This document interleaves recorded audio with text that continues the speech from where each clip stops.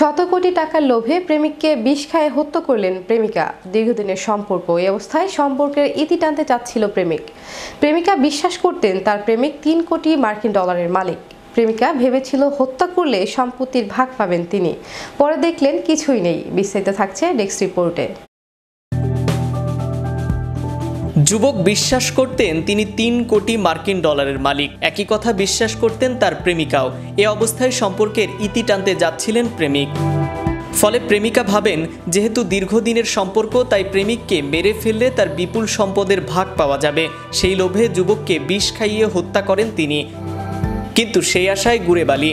তদন্তে বেরিয়ে আসে নিহত যুবকের এ ধরনের কোনো সম্পদই ছিল না, আর থাকলেও তার ভাগ পেতেন না ওই নারী, কারণ দেশের আইন তাকে যুবকের স্ত্রী বলে স্বীকৃত দেন না।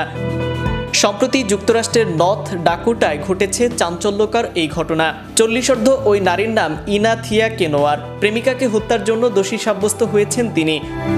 গত বছরের অক্টোবরে কেনোয়ার গ্রেপ্তার করে পুলিশ এবং তার বিরুদ্ধে হত্যার অভিযোগ আনা হয়। 51 বছর বয়সী স্টিভেন এডওয়ার্ড রাইলি তার দীর্ঘদিনের প্রেমিকা কেনোয়ারের সঙ্গে সম্পর্ক ছিন্ন করার পরিকল্পনা করছিলেন।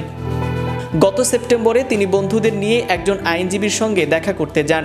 রাইলি বিশ্বাস করতেন তিনি সম্প্রতি বিপুল সম্পদের মালিক হয়েছেন। এ নিয়ে আইনজীবীর সঙ্গে কথা বলতে চেয়েছিলেন, কিন্তু পথিমধ্যে হঠাৎ পেটে ব্যথা অনুভব করেন তিনি। তার বন্ধুদের মতে ওই সময় রাইলিকে মদ্যপান দেখাচ্ছিল, কিন্তু তার রক্ত পরীক্ষায় মদের কোনো চিহ্ন পাওয়া যায়নি। ওই সময় কেনিয়ার বলেন রাইলির হিট স্ট্রোক হয়েছে, বাসায় গিয়ে বিশ্রাম নিলেই তিনি সুস্থ হয়ে যাবেন। কেনোয়ার দাবি করতেন তার মেডিকেল প্রশিক্ষণ রয়েছে। পরে তদন্ত করতে গিয়ে কর্মকর্তারা রাইলির বাড়িতে একটি বিয়ারের বোতল ও প্লাস্টিকের মগে সবুজ রঙের তরল খুঁজে পান।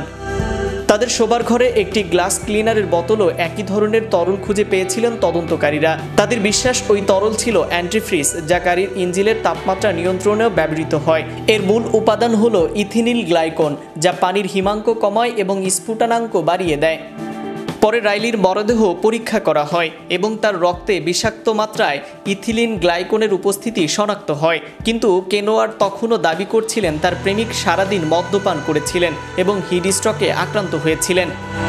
কিন্তু তদন্তকারীরা যখন জানান তিনি রাইলির কমন ল স্ত্রী হিসেবে স্বীকৃতি পাবেন না, তখন স্পষ্টতই দুমড়ে মুচড়ে পড়েন ওই নারী। তাছাড়া ওই যুবকের বিশাল কোনো সম্পত্তি থাকারও প্রমাণ পাওয়া যায়নি।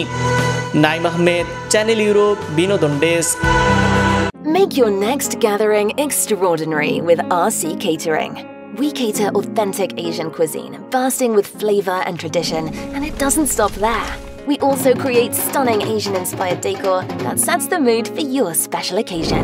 Let RC Catering handle everything so you can focus on celebrating with loved ones. Don't settle for ordinary. Call RC Catering today on 07949 152 522 and let the magic begin.